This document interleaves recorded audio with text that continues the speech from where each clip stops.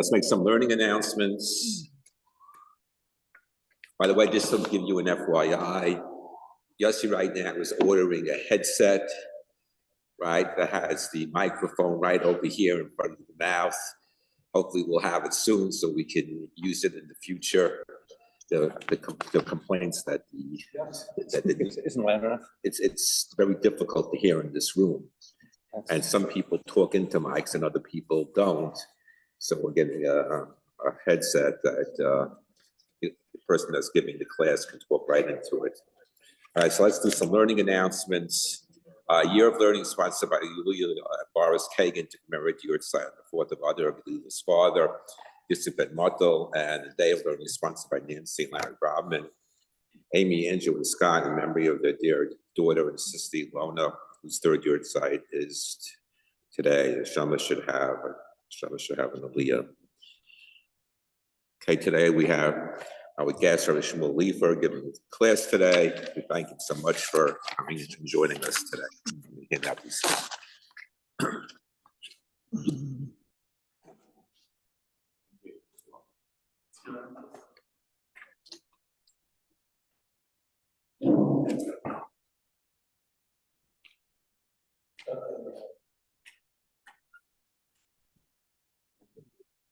Let's wait here.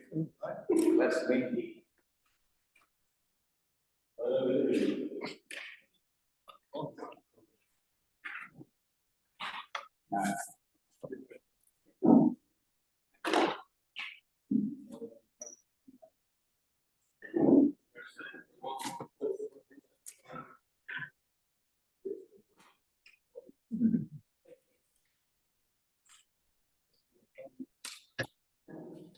Okay, whenever you're ready.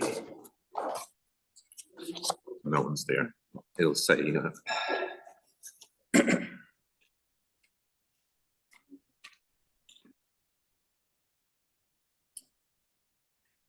Okay, good morning, everyone.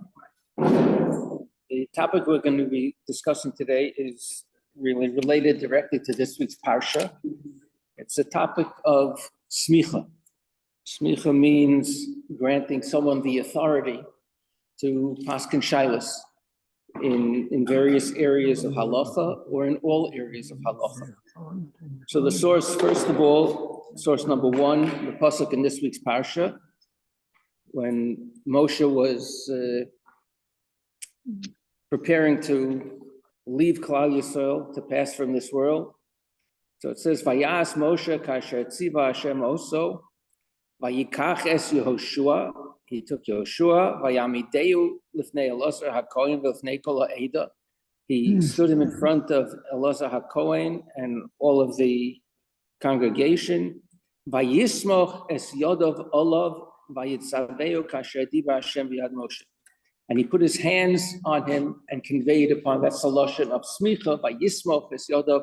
He conveyed to Yoshua the authority. It says, vayilasan mehodcha. He gave his Ruach HaKodesh, as it were, gave over to Yoshua.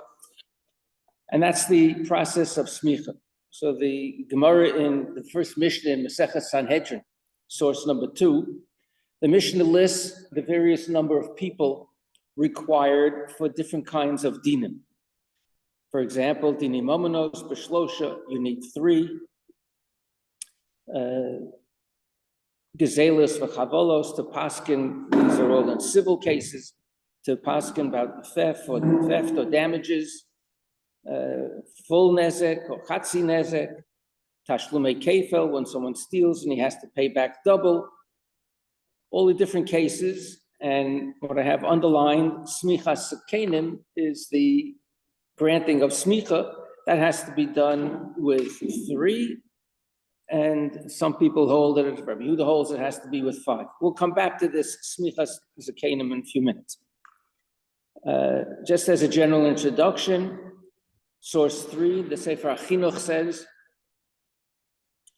Ein ma'amidin Sanhedrin la'olam bein Sanhedrin gedola, whether it's the large Sanhedrin which sat in Yerushalayim in the Lishkas HaGozis of 71, bein Sanhedrin Ketana, or the lower the smaller Sanhedrin of 23, which was authorized to paskin dinei nefoshos, lo aleinu, if such a thing was necessary.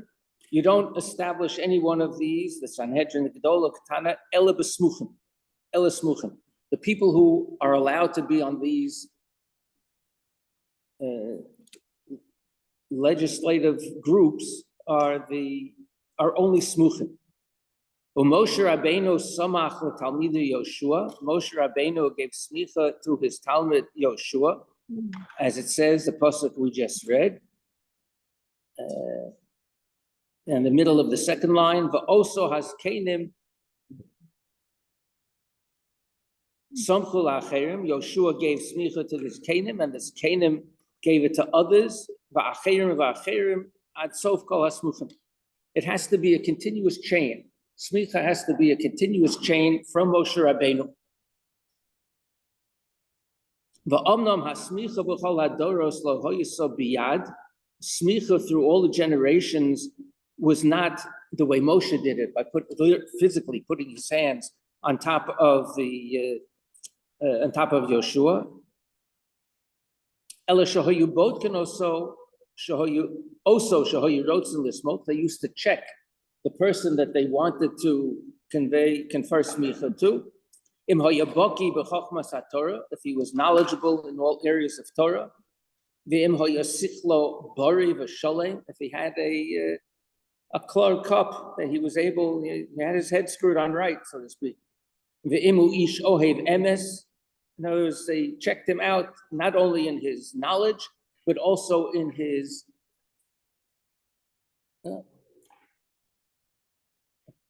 midos, in his personality, in his dealings with people. Va'achar chakira rabba, after a very detailed investigation, in yono b'chachmoso, in all of his aspects of his personality and his chachma, omnim lo shlosha chachamim smuchim, 3 chachamim smuchim, or it could be even echad mehem samuch, only one of them is a samuch, harei ato samuch. And that's how they confer smicha on the person. And this continued for several generations, all the way until the times of Abaye v'Rava. And after the times of Abaye v'Rava, because of difficulties, persecutions, the chain of smicha was broken. We'll just go through quickly number 4, some of the details in the Rambam of the halachas of smicha. Aleph was basically a review, a repetition of what we just read from the Sefer Achino. Beis, as we mentioned, Keitzeti Hasmich, how does smicha go? L'doros, lo sheyismachu yadeim al rosh hazokeh, not that they put their hands on his head. Elakorin lo Rabbi, they give him the title Rabbi. Sometimes you see in the Gemara, it talks about, for example, there's a Tana called Rabbi Yehuda, Rabbi, and there's an Amora called Rav Yehuda, 2 separate people, and the title distinguishes between one who was a samach and one who was not. And this person, once he becomes a samach, yesh lo reshus ladon afilu dine knossos. He can don even a fine, not just a specific payment that you're supposed to pay as for damages, but sometimes there's an additional knas, an additional fine that's imposed. That imposition can only be determined by someone who is a samach. Gimel, ein somchim smicha, shehu minui hasikenim l'dayanos, el b'shloisha, that we said, and one of them has to be a samach, the other 2 can be other rabbanim, but who are not smuchim. Dalid, ein koroi Elohim, meaning a beis din, el a beis din shenismach be'eretz Yisrael bilvad. This can only be done in Eretz Yisrael. And these are people who are anoshim hachachamim hareuyim lodun shebotko osam beis din shel Eretz Yisrael. The beis din of Eretz Yisrael tested them, uminu osam v'samcho osam, and appointed them and conferred smicha on them. Hey, b'rishono hayakol mi shenismach somech ha'tamidav. Originally, whoever was a samach, he was able to confer smicha on any one of his talmidim. The chachamim cholku kavod lihillel hazokein. the Chachamim decided that they wanted to confer a special measure of kavod to Hillel HaZaken. The hiskinu shelo yehei adam nismach el reshus hanasi, and they made a takana that smicha should only be done with the reshus of the nasi. The shelo yehei hanasi somech el kain hoya'av based in imo, and even the nasi did not confer smicha unless the Ab Beis Din, the second in command, so to speak, and the Sanhedrin was with him. Fine. In Vav, Ein Sobchen Zukenim B'chutz La'aretz. You cannot confer smicha in Chutz La'aretz. Ba'af al pi she'elu hasoimchem nism b'Eretz Yisrael. Even though you have someone who got smicha in Eretz Yisrael, but if he goes to Chutz La'aretz, he cannot confer smicha on someone else in Chutz La'aretz. Even if they were in at the people who were attempting to confer smicha were in Eretz Yisrael, but the person on whom they were going to confer smicha was in Chutz La'aretz, no good, it doesn't work.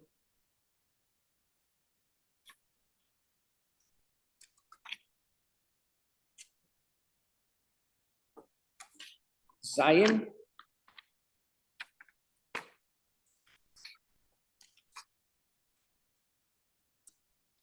You can do many people. You can gather a whole group of people who've all been tested and checked out, and you can confer smicha on all of them in one shot. David HaMelech samach 30,000 b'yom echad.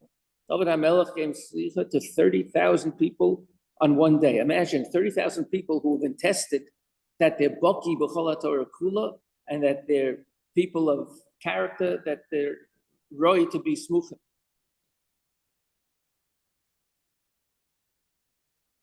Okay, the Chesed test is so that you can give smicha on limited areas or for a limited amount of time.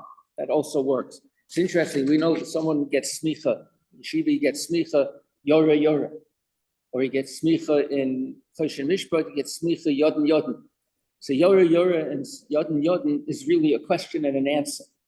You had, like we just learned, you had to get reshus from the Nasi, or in later times, you had to get reshus from the Reish Kalusa in Bavel.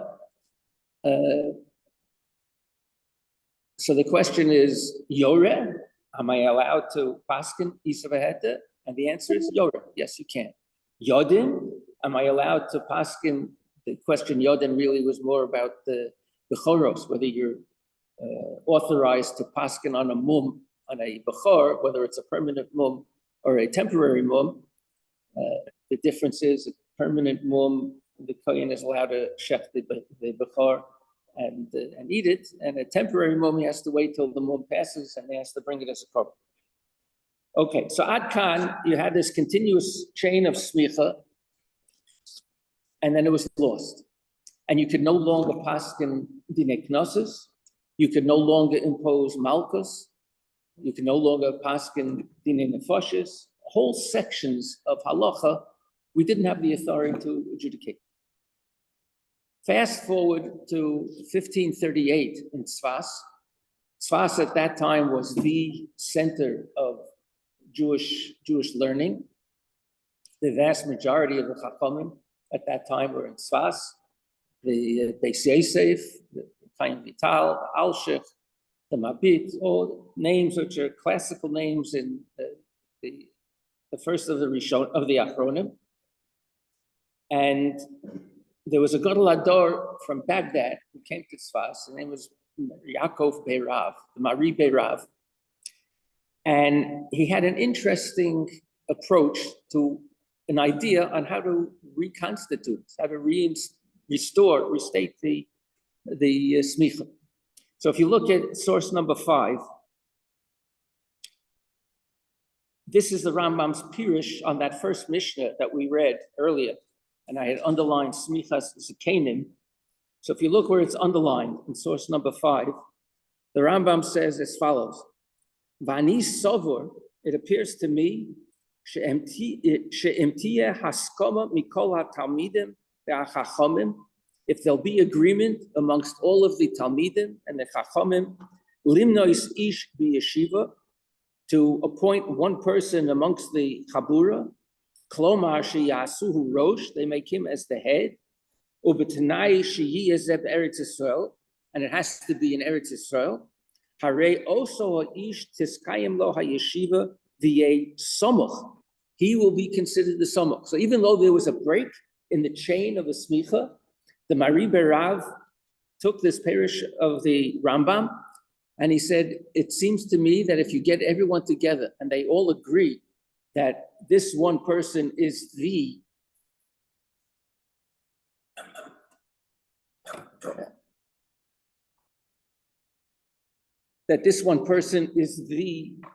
leader of the whole Chabura of Chachamim, then he has a din of a samach. And then he can give smicha to whoever he wants to. Now, why? Why did he think that you should be able to do this? If you don't say that you can do this practically, lo tehei efsheris mitzius based in hagadol olam. We'll never have the possibility of restoring the based in hagadol. Because the requirement is that every member of the Sanhedrin has to be a samach. And if you don't have a way to reinstitute, to restore the smicha, how will you ever have the Sanhedrin? Which is an impossibility, that you won't have it. HaKadosh Baruch Hu already promised when Klal Yisrael returns to Eretz Yisrael, when he said, "V'yoshiva shoftayach k'varishona," that the shoftim, meaning the Sanhedrin, will be restored. So how is that going to happen if we don't have a way to restore the smicha? So based on this, we'll skip to number 7. The Rambam took the same idea that he wrote in the Pirush Mishnayos, and he codified it in the Yad HaChazaka. This is the Rambam Hilchos Sanhedrin, Perek Dalet Halacha Yud Aleph. He says, "Nirin li hadvarim she'im hiskimu kol hachachomim shebe'eretz Yisrael." Seems to me that the Lashon is a little different. Before he said, "Ani sover," it sounded like he's more certain about it. And nirin li hadvarim, it appears to me like maybe he's not so sure. She'im hiskimu kol hachachomim shebe'eretz Yisrael limnos dayanim v'lismay chayson. That if all of the chachamim in Eretz Yisrael got together and agreed to appoint dayanim and confer upon them smicha, harei elu smuchim, they're considered smuchim. V'yesh lahem lodun dinei knossos, they have the authority to paskin dinei knossos. V'yesh lahem lismoch acheret, and they can be semech acheret. We'll skip down to the last few words. He concludes with these cryptic words, v'hadovar tzorech hechreya. Actually, there was a halacha before it. The last line, or the third word on the last line. If there was someone who was a samach in the continuous chain, eino tzorech das kulam eladon dinei knossos lakol shahrei nismach mipi beistan. That he himself can paskin, he doesn't need any further authority. Once he's a samach, he can paskin. And the Rambam concludes, yes. What I want to say is, Nira is like what he says. The be Nira, it's a lesson of the Rishon Nira. That means this is how I weigh in. Ani Sabur is when he's saying, in my mind, it's common, it's clear, it's absolutely certain. Right. Nira, this is my halachic opinion. Right. And that's why he ends off, V'hadavar tzorech hechreya. This matter requires further consideration. To be machriya, to decide one way or the other, it's not so clear. So the Mari Berav went ahead and he conferred smicha on the whole group declared that the Mari Berav was a samach. The Mari Berav then went ahead and conferred smicha on Rabbi Yosef Karo and the Mabit. And Rabbi Yosef Karo gave smicha to the Alshich, and the Alshich gave smicha to Reb Chaim Vital. So you had a whole group of people now. Unfortunately, it didn't last. After it continued like that for, I think maybe another 100 years, and it didn't last beyond that. they say the reason that it didn't last is because of simply persecutions. The people who would be next in line to become Shluchim ran away because of the persecutions. The Arabs were causing tsaras, nothing new these days. And there was nobody that they could give smicha to. Memele, it fell apart. But aside from that, there was a major contesting of this whole process by Rav Levi ben Chaviv, the Ralbach. Rav Levi ben Chaviv was the Rav in Yerushalayim, and he was not included in this convocation where they declared the Maribe Rav Asomah. And he wrote a tshuva protesting that the thing that they did was not really valid for a number of reasons. Number one, it has to be, as the Rambam said, it has to be all of the Chachamim. It wasn't all of the Chachamim. He and where the Chachamim Yerushalayim were not included, even though they were the minority, most definitely the minority. So number one, they weren't included. Number two, he pointed to the fact that the Rambam, how can you do something based on the Rambam? The Rambam himself was not so certain about this halacha, as he concluded, Hadover tzorach hechreya. It needs yet to be considered and studied further. Also, he had another problem with the concept of rov. I mean, why did the Mariber have to do it without the Chachamim Yerushalayim? Because rov is sufficient. As long as the rubo kikulo, it's as if you have everyone. So the Ralbach tained that rubo kikulo, and you paskin like the rov, is only true when you have everybody all together and everybody hears both sides of the argument. And then the majority paskins one way, so you follow the majority. But if the minority was not even there for the discussions, was not even part of the discussion, then you can't say rubo kikulo. Then it doesn't work. He had another interesting concern, is that if you have smuchim, and you will be able to reestablish Kiddush HaChodesh al pi ha're'iyah by the actual sighting of the moon and Eidim coming to a beis din of Smuchim to testify that they saw the new moon, and based on that you'll declare when it's Rosh Chodesh, then the whole concept of Yom Tov Sheni Shel Golius will be lost. And this is something which had already been set and established. Minig, as the Gemara says, Minig Avosenu B'Yadenu, even though we know what it is, Minig Avosenu B'Yadenu, you still continue Yom Tov Sheni Shel Golios. He felt that it would be lost if they did everything al pi ha're'iyah. What's going to be in the future? What's going to be in the future when we'll have Yom Mashiach? We'll have I don't know, but at that point he felt it was almost like a halacha. It was such an entrenched minhag in Klal Yisrael. He was concerned. It's interesting. The Maribe Rav, aside from just wanting to have a beis din of smuchim, who can paskin with authority in all areas of halacha and paskin dinei knossos and so on, he had another cheshbon in mind, and this was 1538, approximately 50 years after the Spanish Inquisition. And there are a lot of people in the times of the Spanish Inquisition who succumbed to the pressures and converted, or ostensibly appeared to convert, and they adopted many of the practices of the church. And he felt that this was an inyan of avodah zarah for which they would be chayav koros. Now, the way you get out of the koros, the halach is, let's say, if someone doesn't have error for which he's chayav koros is like spiritual excommunication. If someone doesn't have error for which he's chayav koros, you don't get punished for any avera unless you have hasra. You have to be warned by the Eidim, don't do this, and if you do it, you'll be punished such and such. So if the Eidim come and tell him, don't do this avera, you'll be punished with malchus. They tell him you're going to be punished with malchus, even though he's really chayav koros. But they tell him he's punished with malchus. They give him malchus, and he's potter from koros. So Maribe Rav wanted to be able to have a beis din that would be able to impose to be able to impose malchus in order to free these people who were subject to koros because of what they did in the avodah zarah. He'd be able to free them from the koros by giving them the malchus, and then they would be, so to speak, off the hook.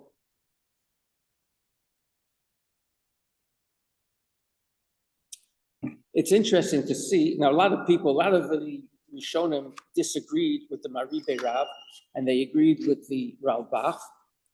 Most notably was a tshuva from the Radvaz. We turn to source 8. I'll just go back for a second, and we skipped over source 6. It's tshuva from Reb Moshe Feinstein in the Igros Moshe. The first tshuva in Choshen Mishpat is a lengthy discussion of smicha.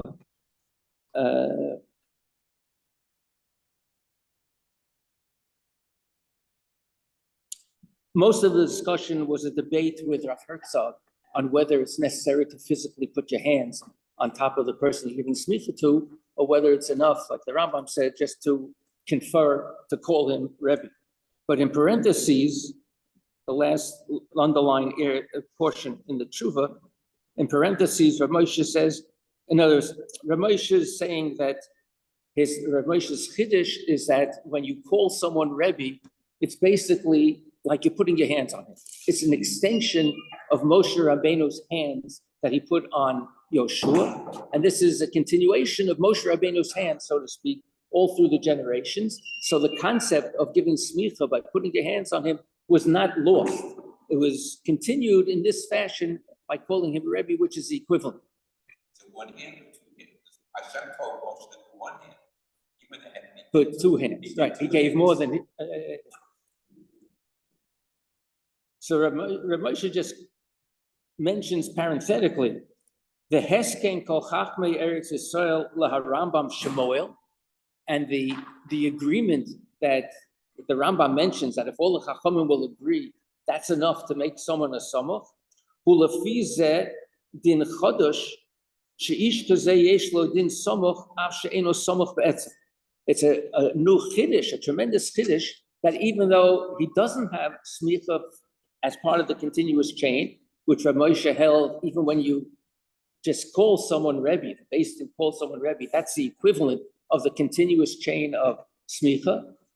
So he says the Rambam's chiddush is unbelievable, because here you're calling someone a samach, even though it's clear that there was no one before him who's conferring the smicha. At any rate, let's go back to tshuva of the Radvaz.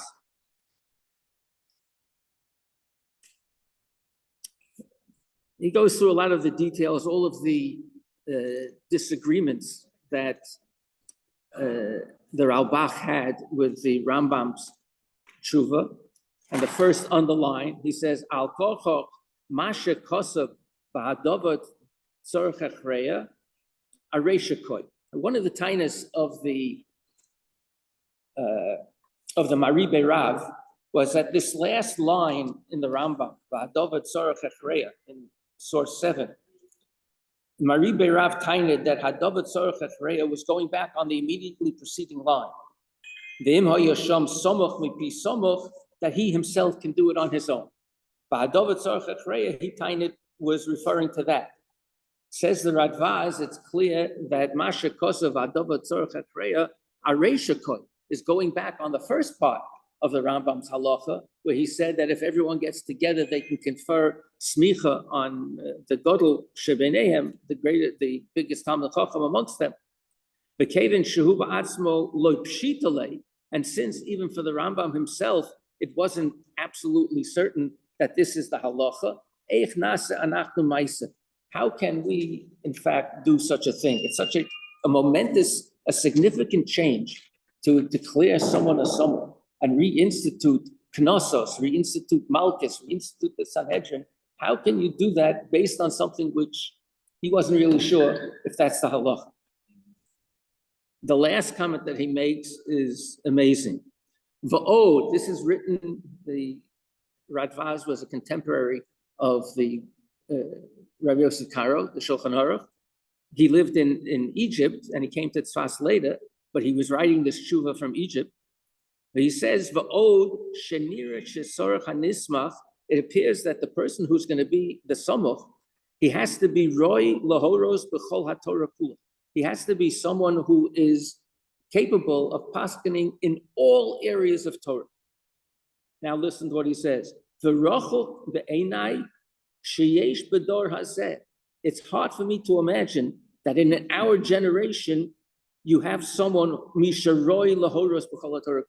I can't imagine that in our generation, in the times of the Beis Yosef, who wrote the Shulchan Aruch on all Chelkei Torah, in the times of the Beis Yosef, he said, I can't imagine there's someone who's knowledgeable enough to be able to paskin b'chol Torah kula. Yeah, I hear that. I hear that. Yiftach Bedoro, Shmuel Bedoro. So you have, in every door, you have Rabbi. All right, that's right, but that's true, but you have to have places to declare that he's so. But he said no, but the Chachmei Tzfat said yes. So they had the places. Right, okay, but I'm saying it's just interesting that he viewed, look at the time that he was talking about and the people who lived at that time, and yet he still considered it, and he himself was one of the Gdolim. He himself felt that it wasn't appropriate. This whole issue, and I'll conclude with this whole issue of restoring the Sanhedrin based on the Rambam's halacha came up again in the last 50, 100 years in Eretz Yisrael. So there's a series of letters back and forth between the Chazon Ish. The Chazon Ish went to Eretz Yisrael in 1933. And he was very close to the Gadol Hador in Europe, Reb Chaim Ozer Grodensky. Reb Chaim Ozer Grodensky, just to give you a little idea of what about him, his nephew was Rabbi Eliyahu Dessler, who wrote the Michtav Me'Eliyahu. Rabbi Eliyahu Dessler reports that he came in once to visit his uncle, and he was in the process of writing 2 tshuvas, one with the right hand, one with the left hand, that he was able to focus on the 2 tshuvas. And he wasn't sure whether he was at the same time conducting a conversation with somebody while he was writing the 2 tshuvas. And if you look at tshuvas and you see how detailed they are, it's just mind-blowing. As Rabbi Yudno, he says, we had it first. They talk about multitasking. We had it a while ago. At any rate, the question came up of reestablishing the Sanhedrin, and the Chazon Ish wrote to Reb Chaim Ozer to ask him what his opinion is. So there's a copy of the letter here, the last source 9. I'll start a little bit above where it's underlined. He was asked the following question. He talked about Asher Yikru'u Anshe HaTorah, below the line that has the bottom line that has the dashes. Asher Yikru Anshe HaTorah v'Hamada, the people of Torah and science were called together lehiskanes b'Yushalayim, to gather in Yerushalayim b'Yom Vav Iyar habo aleinu l'tova, on the 6th of Iyar, ladun v'lislol derech, to judge and find a path, lahakshomis kamadvarim, to effectuate certain things. Ubeinehem, one of the things that they wanted to discuss, you had the following questions. L'chadesh b'dorenu es Sanhedrin, or based in Gadol, in order to, this was in Tofresh Tzadidalet, 1934, to reestablish the Sanhedrin, or based in Agadol, shemimenu teitzei Torah v'halacha upsak l'chol Yisrael, that this should be the source for authoritative psak and halacha in Klal Yisrael, dinei gitin, kedushin, yibum, chalitza, and so on. Says Reb Chaim Ozer, Uma muzar hadovar, how bizarre is it that they have even such a havamina, and they had even such a thought to do something like this. Uma gedoylo hachutzpah, the chutzpah that they have to think that in their generation, there are people who are roy to be on the Sanhedrin. So it's very strong words against trying to initiate it in our Nebuch, our poor generation. And with this, we'll conclude. Halavai, we should be zoicha to see Shiva Sheftayach to Rishona.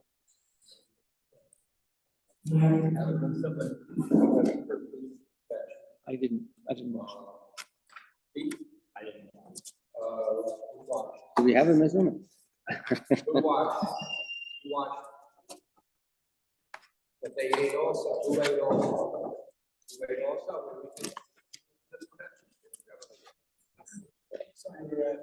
Shem Adonai v'yirach me'atov v'ad olam.